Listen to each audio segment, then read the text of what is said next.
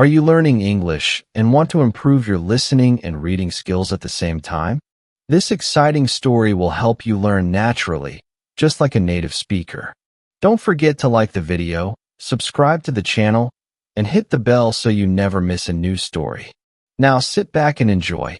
Once upon a time, in a beautiful city called Florence, a boy named Leo was traveling with his parents.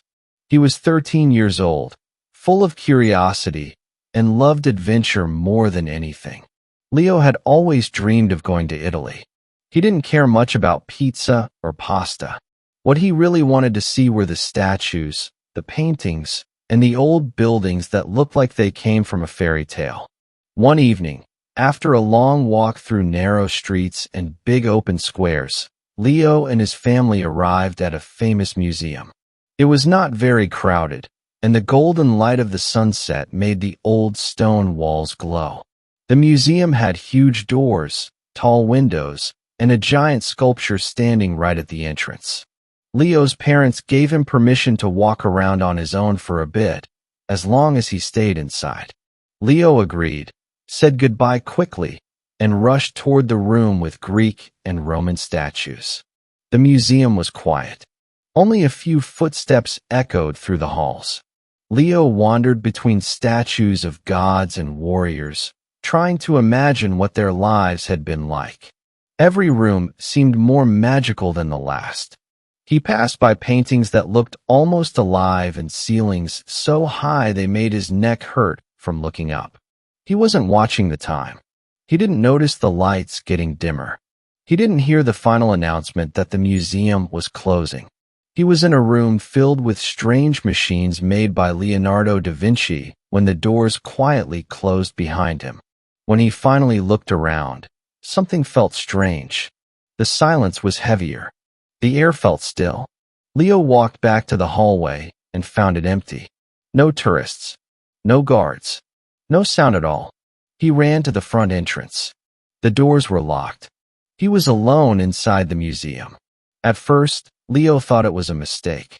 Maybe someone would come soon. He sat on a bench near the entrance and waited. 5 minutes passed. Then 10. Nothing. He stood up and started walking around again, this time looking for help.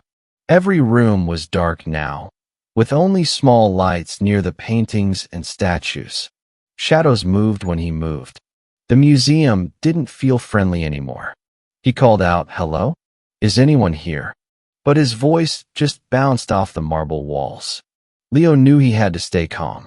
He remembered that his phone battery was low, but he turned it on anyway. No signal, not even a little. The thick stone walls were blocking everything. He turned on the flashlight and decided to explore.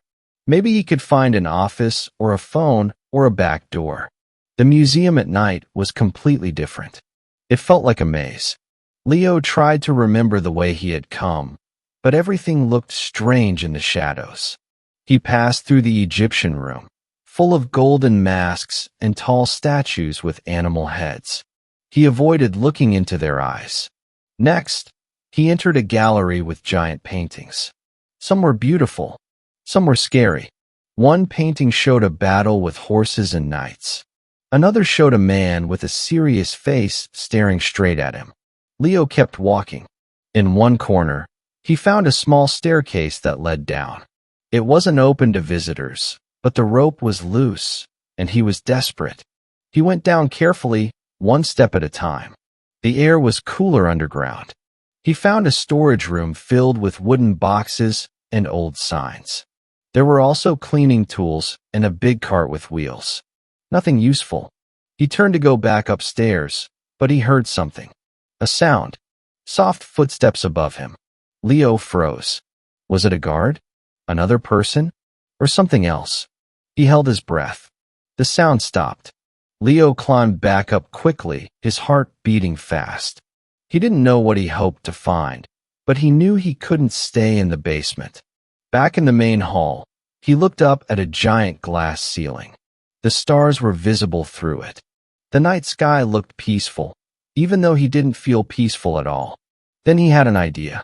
If he could get to the security office, he might find cameras, maybe even a phone.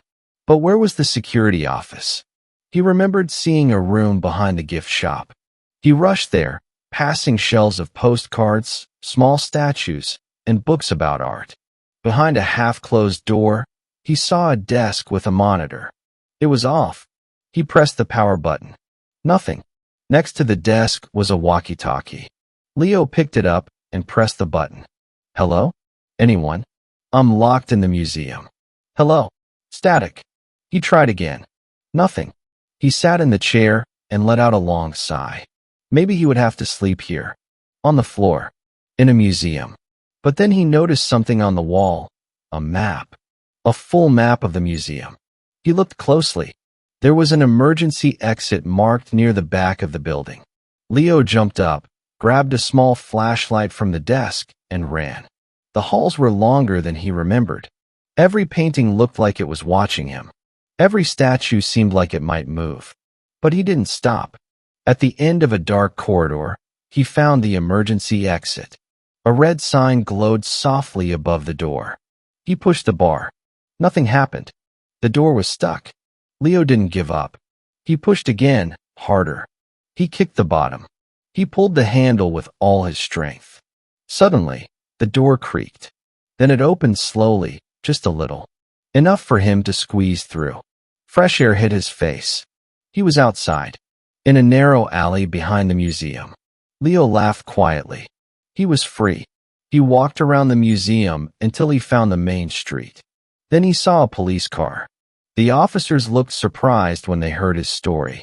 They called his parents, who were already searching for him with the museum staff. When Leo saw them, he ran into their arms. He was safe, a little tired, but also proud. He had been brave. He had stayed calm. And he had found his way out. The next morning, Leo had a big breakfast. He told the story again and again. He even smiled when someone joked that he should become a night guard at the museum. He never forgot the adventure. And every time he saw a statue or a painting, he remembered the night he got locked inside a museum in Florence. Did you notice how many useful English phrases and grammar patterns were in this story? That's the magic of stories. You learn while having fun. You saw past tense, question structures, prepositions, and vocabulary in a way that feels natural and easy. Want more stories like this? Subscribe to the channel, like the video, and don't forget to leave a comment below. What would you do if you got locked in a museum at night? Let us know in the comments.